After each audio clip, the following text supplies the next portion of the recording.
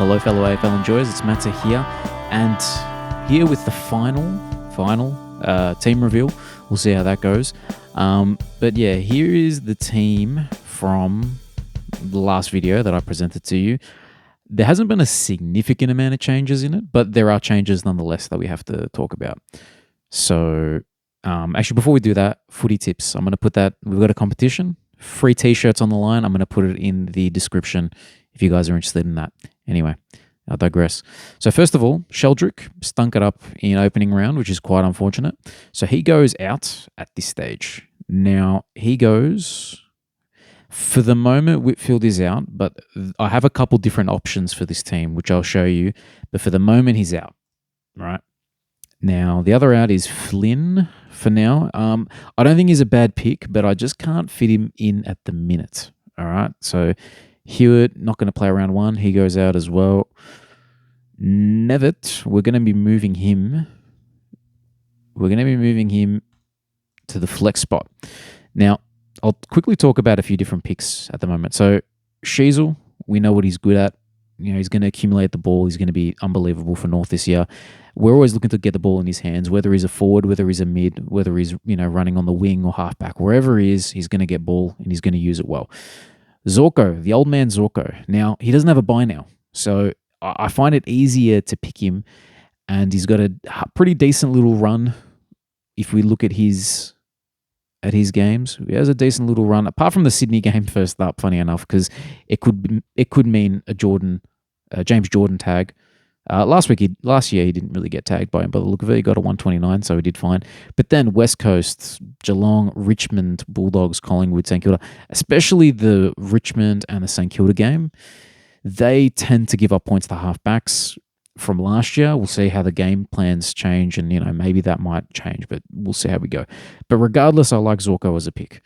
Roberts, as we can see, a 124, he was using the ball well, he was getting it a lot. Only one kick in, but he was getting the ball heaps. And I think him and Blakey they sort of feed off each other as a halfback duo. Perryman is there still for the minute. I'm not too concerned about his scoring potential. Like a 93 isn't exactly what we want to see, but in a game where they got smashed, I'm not too concerned. I still think he's probably a 95 to a 105, which is acceptable at that price range. Reed, Leak, and Trainer are all there. The addition to this is a rookie, and it's Patton. So Patton comes in. He did solid. He got a 67. Now, my issue with having this setup on the team, or just having the two rookies on field, is I don't like Patton's job security, just because I know he did all right, but they just got beaten. If he's named again, I'm just going to pick him, and it is what it is. I don't like Leaks. I know he did well, 50%. Was it 50% TOG for Leak? If we go, what's that? Wrong side. Where is the leaky boy? So yeah, 54% time on ground, 64. That's excellent, right? But Tom Green comes back into the team. Stringer comes back into the team. Hogan's got to come back into the team. I feel like his spot is a bit shaky, Like the argument is Weir goes out, but I thought he was actually very good as a sub. Who's the other guys who could go out? Max Gruzevsky will go out probably for one of those forwards. And then at that point, if Leak isn't dropped for one of those guys, he could end up just being relegated to the sub. So I have my concerns with Leak, but we're going to pick him for now. I do have a safety net, which I'll show you guys in a moment, depending on the team I line up with. So, midfield now. These three rookies are going to be the rookies starting for us on the field here. We're going for value here, boys. We're going for value. And these are reactionary picks, but we're going to do it anyway. Will Day, he did enough. 148 is definitely enough to catch our attention and to show that he's value. And we're going with Finn.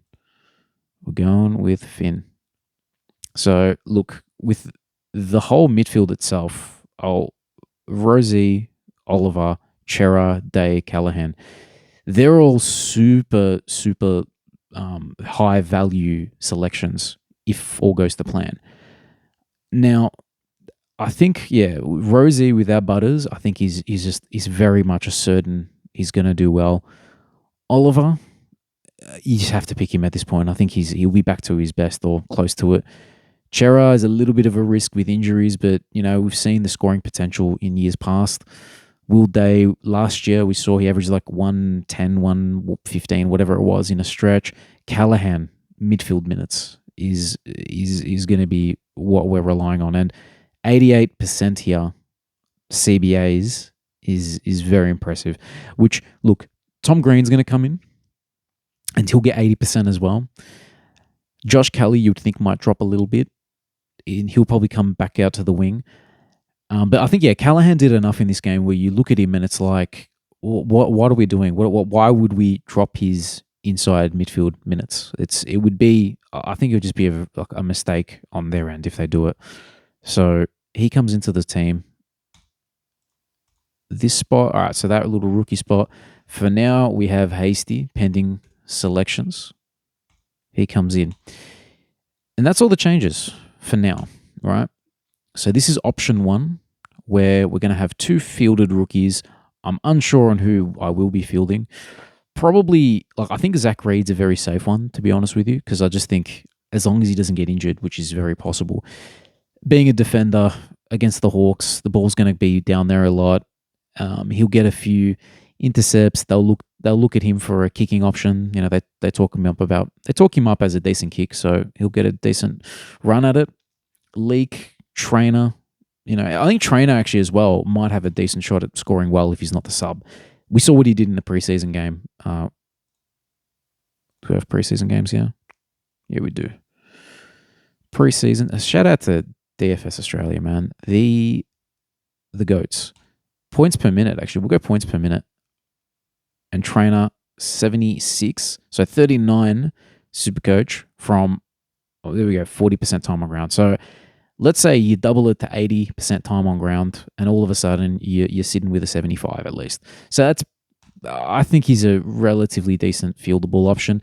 These two as well, decent field options, but I feel like someone explain to me if they think Leak actually stays in this team, because it's not like I don't rate his ability. I thought he looked ready, he looks like a ready-made, AFL footballer, but GWS is such a stacked team. They're such a stacked team.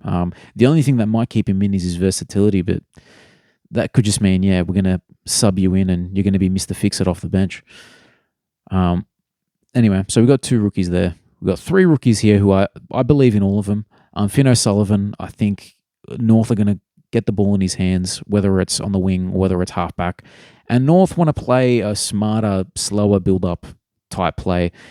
And maybe not necessarily slow build-up, but they're going to be taking care of the ball.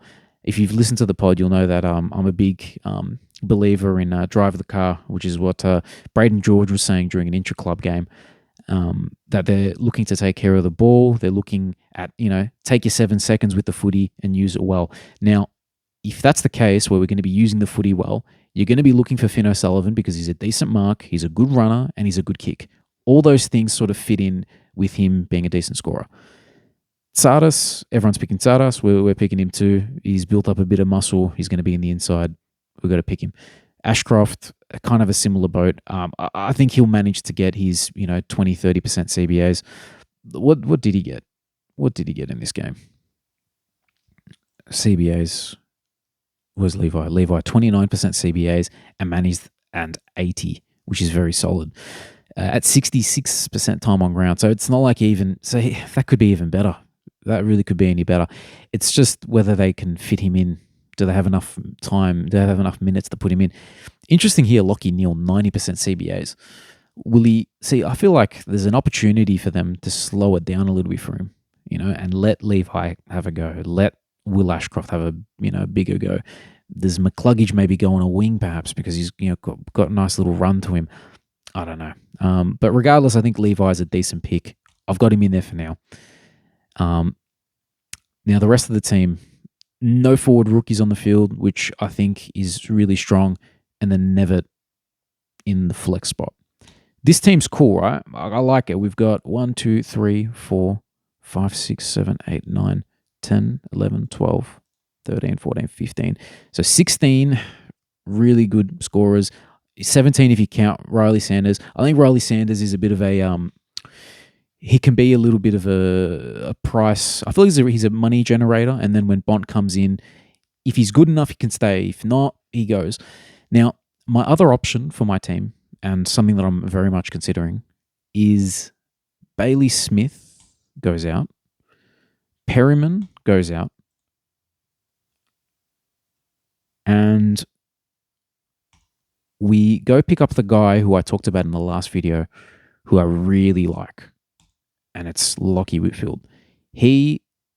I think he's like, watch my last video, watch the last 5 or so minutes where I talk about his last, 8 or so. I think it was about his first 8 fixtures and how he scored against those guys. Just look at, here we go, Melbourne 130, Hawthorn 152, West Coast 124. The scores at the end of the year were huge.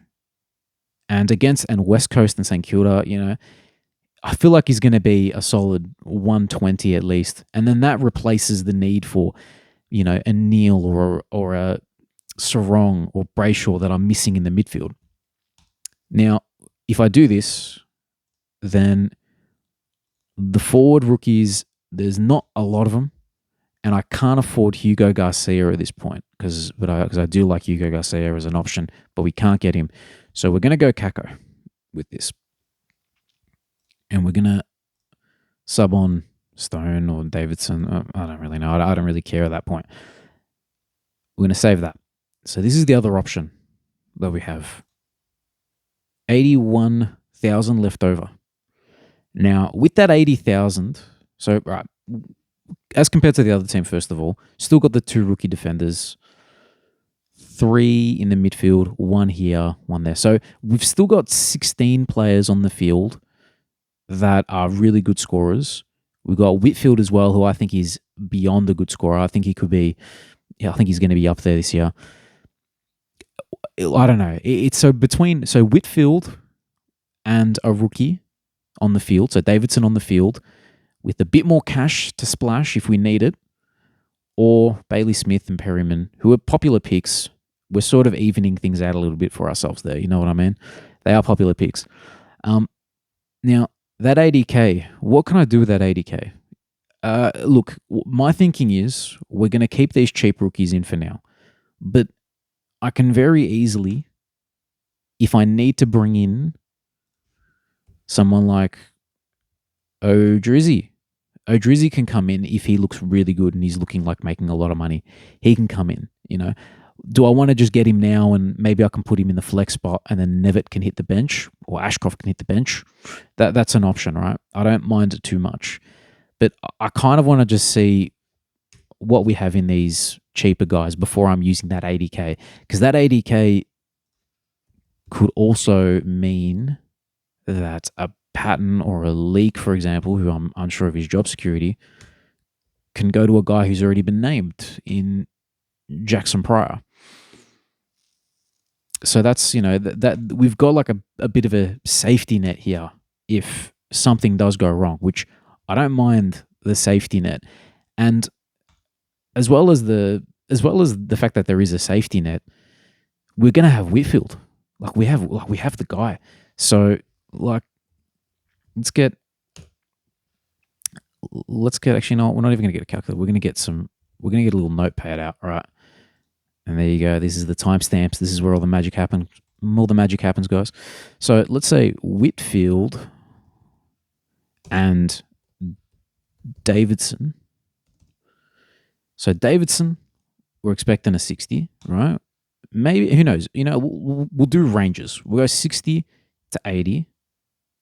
Whitfield, we're expecting 115 to 130, right? That's the range. I'm very confident that Whitfield will get that.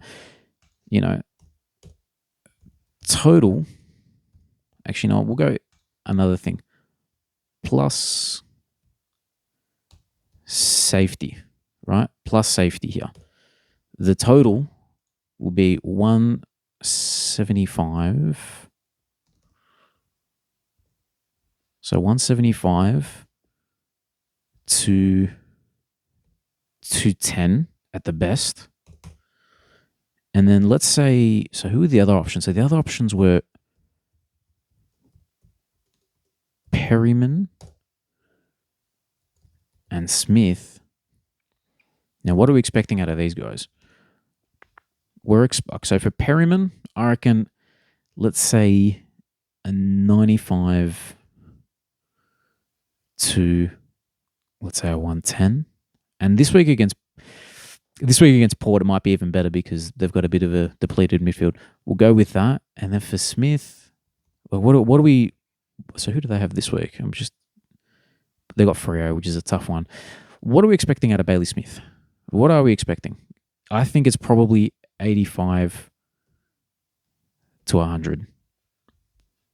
Or could it be to 105? I don't know.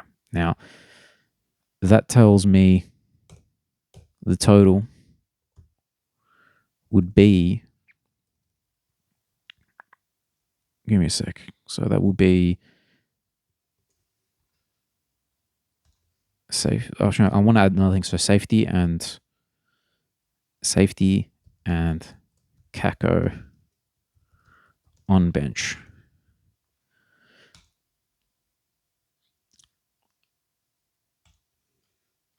Let's have a look. So yeah, Davidson and Whitfield. Yeah, no. So this is what I'm saying is making sense here. So what's 85 plus? Sorry for the mathematicians out here. My brain's just not mathing at the minute. There's just a lot to think about here, and it's a bit too much for my brain right now. So 180, and I know that would be 215. So 180 to 215. 180 to 215. So look, I feel like you could really go either way. There's a range in here that is very nice. There's probably more potential in Perryman and Smith. And the other thing we've got to consider as well is Whitfield has a bye. Oh, so does Perryman. So it sort of balances out. And one other thing to consider is Perryman has the same bye as Roberts and Patton already in the team. So that means we'll be one less guy on the field in the defense during round 3. And then, whereas Whitfield and Leake will go out, Patton will come on. So that it's a bit more even for the bye rounds. So look, I think this is enough for me. I think this is enough reason to fade Smithy and to fade Perryman. I think they're both very good selections, but in this case, Whitfield, he got a 111 and he had cramps, right? Dacos had a 50 and cramps. Whitfield is a running machine. So obviously during that game, like Dacos, running machine, obviously in that game, we got a bit of heat and it slowed him down, but he still managed this massive score. And I've talked about this in the previous episode. I think his scoring potential is 120. I honestly think it's at that level. Whereas Perryman and Smith, they're not going to be 120, guys. There's no way they're going to be 120. Unfortunately, it means I got to start Davidson. But it does mean, again, 80K that we have to spare. And Kako on the bench, who is going to be a slow burn. He's not going to kick 4 goals every game like he did in the preseason. But I think he'll slowly rise up in price. He might make... Maybe he'll get to 280K, or even at 250, I think you'd be pretty happy for a bench guy. So look, all right, this is the team that I'm probably going to decide. You guys talk me through what your thoughts are as well. Do you think I'm dumb for putting this much faith in Whitfield? Am I dumb for just not, for fading, 2 value picks? And am I putting too much value? Are my value selections in the midfield, taking away from, picking, Perryman or Smith? Because that's probably an option as well, is, maybe Callahan goes and we get Perryman. But nah. Or Callahan goes and we get Smith. But anyway, look, I think this is what I'm going to run with. I think I've decided myself. But look, I'm going to put a poll, or maybe I might put a poll on Twitter, actually. I might put a poll on Twitter and I'll share it with a few people and see how that goes. But yeah, look, this is what I'm thinking. Like, these will probably be the rookies that are starting for me. Davidson never... How many rookies do we have starting? 1, 2, 3, 4, 5, 6, 7. So So we have 7 starting. We have Whitfield and Callahan out during the first bye in round 2. We'll have Roberts out and Patton out there for round 3, and Will Day will also be out for round 4 or 5, whichever the other one is. I think it's 4. So it's a pretty decent little spread there.